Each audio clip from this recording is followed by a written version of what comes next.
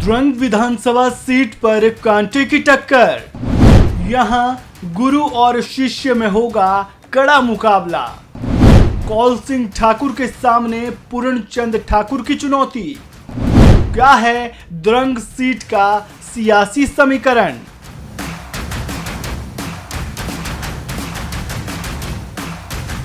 हिमाचल प्रदेश में विधानसभा चुनाव को लेकर सरगर्मियां तेज हो चुकी है।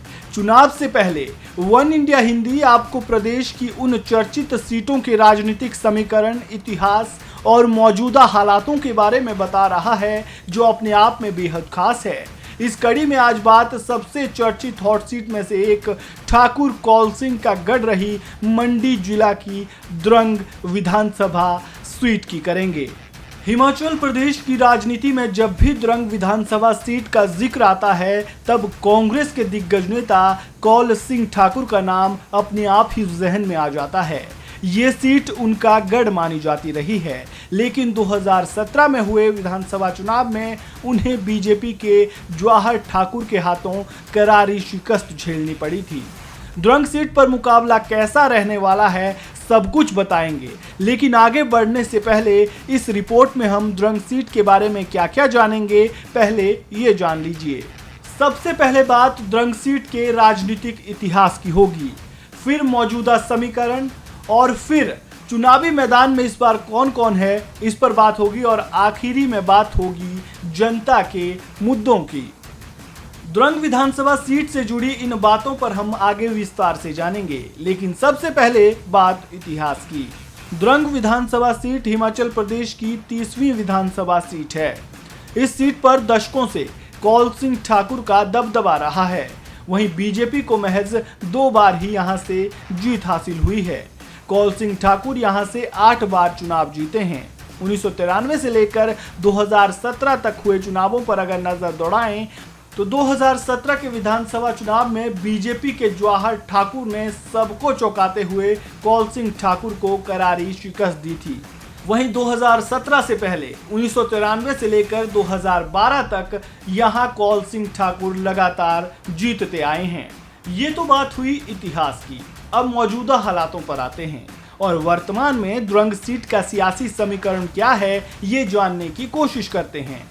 अगर मतदाताओं की बात करें तो द्रंग विधानसभा क्षेत्र में कुल 87,943 मतदाता हैं, जिनमें 44,487 पुरुष मतदाता और 45,456 महिला मतदाता हैं।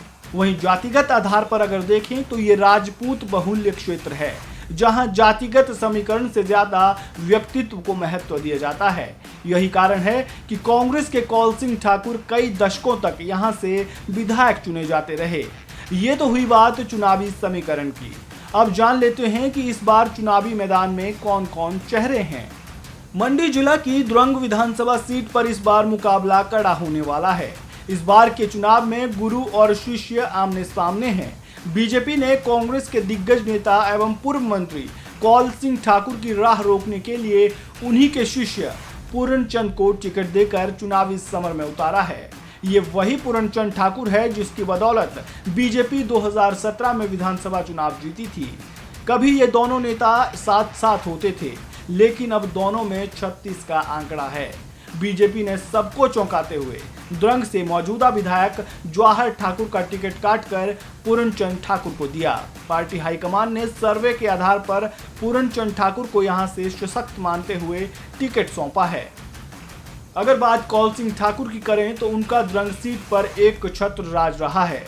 8 बार विधायक और कई बार प्रदेश सरकार में मंत्री रह चुके कांग्रेस नेता यहां से मजबूत दावेदार माने जा रहे हैं। भले ही कौल सिंह ठाकुर 2017 में चुनाव हारे हों, बावजूद इसके वे जनता से सीधा संवाद करते हैं और उनसे सीधे तौर पर जुड़े रहते हैं। विधानसभा क्षेत्र के हर छोटे बड़े गांव का 2-2 बार जनसंपर्क अभियान के तहत वे दौरा कर चुके हैं। वहीं पूर्णचंद ठाकुर भी 5 सालों से जनता के बीच जुड़े हुए हैं। ऐसे में गुरु चेले में इस बार कड़ा मुकाबला होने की आसार है। वहीं बात अगर जनता के मुद्दों की करें तो मंडी जिले का द्रंग विधानसभा क्षेत्र दुर्गम है। ये प्रदेश का पहला ऐसा चुनाव क्षेत्र है जो कई 100 किलोमीटर क्षेत्र में फैला हुआ है।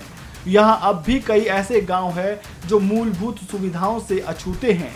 सड़क, बिजली और पानी की समस्या से लोगों को यहां आज भी दो चार होना पड़ता है, जिसे लेकर कांग्रेस और बीजेपी के नेता एक दूसरे पर आरोप प्रत्यारोप लगाते रहते हैं, लेकिन जनता की समस्या जस की तस बनी हुई है। ऐसे में इस बार के विधानसभा चुनाव में जनता के इन मुद्दों पर कितना ध्यान दिया जाता है, ये देखने वाली बात होगी। साथ में ये भी देखना दिलचस्प होगा कि गुरु चेले में कौन बाजी मारता है। इस रिपोर्ट में फिलहाल इतना ही। आपको जानकारी कैसी लगी कमेंट बॉक्स में अपनी राय जरूर दें। वीडियो को लाइक करें और खबरों से जुड़े ताज़ा अपडेट के लिए बने रहें वन इंडिया हिंदी के साथ।